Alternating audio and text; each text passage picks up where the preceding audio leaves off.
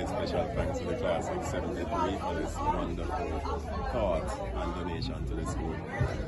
Certainly, especially since COVID-19, the issue of the psychosocial development of our students is so very, very important. Sometimes students just need a break from the general routine of 40 students inside of a classroom in a space where it can be hot and congested. And they are also struggling with a multiplicity of issues, not all of which are shared with us. So this will provide not only a space for teaching and learning, but also in our language just for cooling out, just to chill.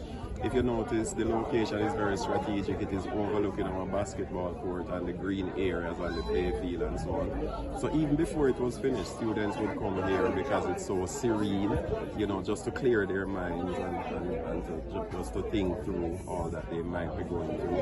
And so this is significant in terms of the overall development of our students, mentally, academically, and psychosocially.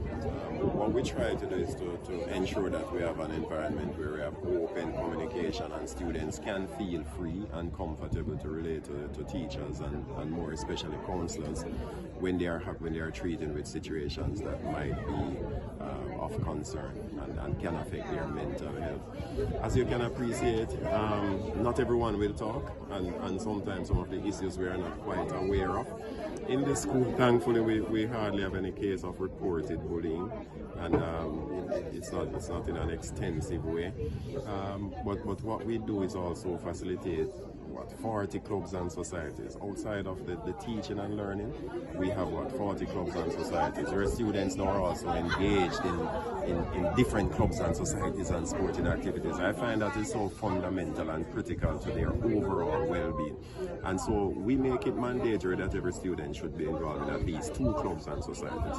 Whether it's going to be drama, 4-H, tourism action, automotive, Red Cross, debating, quiz, apart from the various sporting activities, they love that. So it gives them another outlet.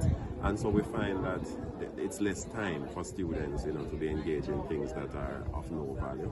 And we find that that helps a lot as well. We also have a big emphasis in terms of spiritual emphasis, not only through our ICF group, but in terms of when we gather as a school, you know, the spiritual kind of empowerment that is given to our students. We find that to be critical. So when you put all of these together, I think they really impact the mental health of students in a very positive way.